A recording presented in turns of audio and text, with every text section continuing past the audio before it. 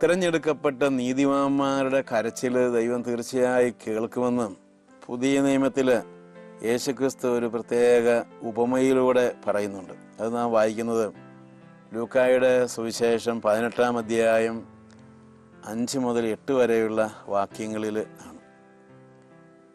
യേശു പറയുകയാണ്, ഒരു സ്ഥലത്ത് നീതി ആഗ്രഹിക്കുകയും നീതിക്ക് വേണ്ടി യാചിക്കുകയും ചെയ്യുന്ന ഒരു പാവപ്പെട്ട വിധവയുണ്ടായിരുന്നു. അവൾക്ക് പണം കൊടുക്കാനായിട്ടൊന്നുമില്ല. അവൾക്ക് ജഡ്ജിയെ പ്രസാദിപ്പിക്കാവുന്ന രീതിയിൽ, ന്യായാധിപനെ പ്രസാദിപ്പിക്കാവുന്ന രീതിയിൽ ഒന്നും കൊടുക്കാനായിട്ട് അവൾക്കില്ല. അവളൊരു വിധവയാണ്. അക്കാലത്ത് വിധവയെന്ന് പറഞ്ഞാൽ ഒന്നുമില്ലാത്തവർ, എല്ലാവരാലും പരിഹസിക്കപ്പെടുന്ന ഒരാളായിട്ടാണ് യേശുക്രിസ്തുവിൻ്റെ കാലത്ത് നമ്മൾ വിധവകളെ കാണുക. ഇന്നുള്ള വിധവയുടെ അവസ്ഥയല്ല അന്ന് ഉള്ള ഒരു വിധവയുടെ അവസ്ഥ. പക്ഷെ അവൾക്ക് ഒരു ന്യായമായ കാര്യത്തിന് വേണ്ടി ഒരു വിധി കിട്ടേണ്ട ആവശ്യമുണ്ടായിരുന്നു ന്യായാധിപൻ്റെ പക്കൽ നിന്ന്. യേശുക്രിസ്തു പറഞ്ഞ ഉപമയിലെ ന്യായാധിപന് ദൈവഭയവും ഇല്ല, മനുഷ്യരെയും ഭയമില്ല. അയാൾക്ക് ആകെ പണത്തോടും അങ്ങനെയൊക്കെയുള്ള കാര്യത്തോടും മാത്രമേ താല്പര്യമുള്ളൂ.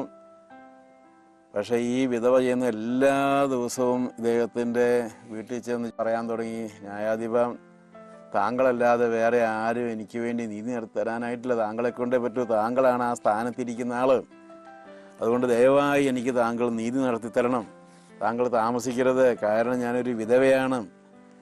അവളങ്ങനെ ഇയാളുടെ അടുത്ത് പോയി നിരന്തരം എന്നതുപോലെ കരഞ്ഞ് പറയാനായിട്ട് തുടങ്ങി.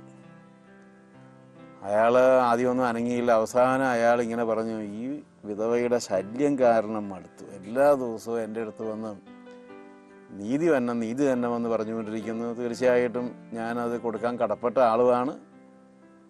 ഏതായാലും നിർബന്ധം കൊണ്ട് ഞാനത് ചെയ്യാൻ പോവുകയാണെന്ന് പറഞ്ഞ് അയാൾ ആ വിധവയ്ക്ക് നീതി നടത്തി കൊടുത്തു. ഇതാണ് യേശു പറഞ്ഞ കഥ. അതിനുശേഷം യേശു പറഞ്ഞു, അങ്ങനെയെങ്കിൽ രാവും പകലും തന്നെ വിളിച്ച് കരയുന്ന തൻ്റെ തിരഞ്ഞെടുക്കപ്പെട്ടവർക്ക് ദൈവം നീതി നടത്തി കൊടുക്കാൻ വൈകുമോ? അതിന് കാലവിളംബം വരുത്തുകയില്ല, അതിവേഗം നീതി നടത്തി കൊടുക്കുമെന്ന് ഞാൻ നിങ്ങളോട് പറയുന്നു.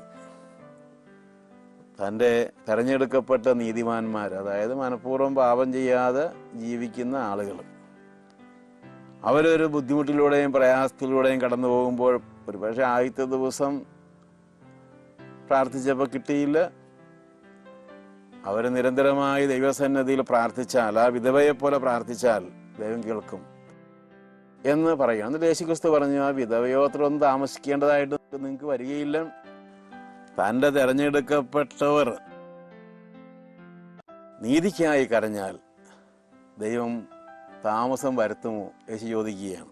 അവർക്ക് വേഗം ദൈവം നീതി നടത്തി കൊടുക്കുമെന്ന് ഞാൻ നിങ്ങളോട് പറയുന്നു. എങ്കിലും യേശുക്രിസ്തു ഒരു കാര്യം പറഞ്ഞു, ചിലർക്ക് അങ്ങനെ പ്രാർത്ഥിക്കാനായിട്ട് തോന്നുന്നില്ല. അവർ ബുദ്ധിമുട്ടും പ്രയാസമൊക്കെ വരുമ്പോൾ ചിലപ്പോൾ പൈശാചികമായ സ്ഥലങ്ങളിലേക്ക് പോകുന്നു, ദൈവസന്നിധിയിലേക്ക് കടന്നു വരുന്നില്ല.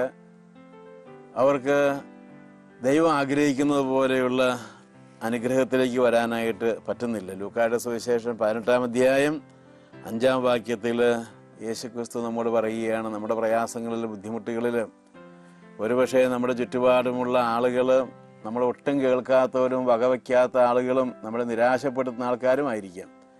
എങ്കിലും നാം കരയുന്നുവെങ്കിൽ, ദൈവസന്നിധിയിൽ പ്രാർത്ഥിക്കുന്നുവെങ്കിൽ ദൈവം കേൾക്കും. അന്ധനായൊരു മനുഷ്യനെ കുറിച്ച് നാം ബൈബിളിൽ വായിക്കുന്നുണ്ട്. അയാൾ യേശുക്രിസ്തു വഴിയിലൂടെ കടന്നു പോകുന്നുണ്ട്, ജെറുസലേമിലേക്ക് ഈ വഴിയിലൂടെയാണ് കടന്നു പോകുന്നതെന്ന് കേട്ടപ്പോൾ അയാൾ, ദാവീദിൻ്റെ പുത്രാ, എന്നെ കനിയണമേ എന്ന് വലിയ ഒച്ചയിൽ പറയാനായിട്ട് തുടങ്ങി. ആൾക്കാർ പറഞ്ഞു മിണ്ടാതിരിക്കുകയും, പക്ഷെ അയാളുടെ ഒച്ച കൂട്ടി പറഞ്ഞു. കാരണം അയാൾക്ക് കണ്ണിന് കാഴ്ച തരാനായിട്ട് ഡോക്ടർമാരെ കൊണ്ടൊന്നും പറ്റിയില്ലെന്ന് അയാൾക്കറിയാം. കാരണം ചികിത്സിച്ച് ഭേദമാക്കാവുന്ന ഒരു രോഗമല്ല അയാൾക്കുള്ളത്. അയാൾക്ക് സൗഖ്യം കിട്ടണമെങ്കിൽ ഇപ്പോൾ യേശുക്രിസ്തു പോകുന്ന അവസരത്തിൽ അയാൾക്ക് കിട്ടണം. അയാൾ ഒച്ചത്തിൽ വിളിച്ച് പറഞ്ഞു. യേശുക്രിസ്തു അത് കേൾക്കുകയാണ്. ആൾക്കൂട്ടത്തിൻ്റെ ആരവത്തിനിടയ്ക്ക് യേശുക്രിസ്തു അത് കേട്ടു.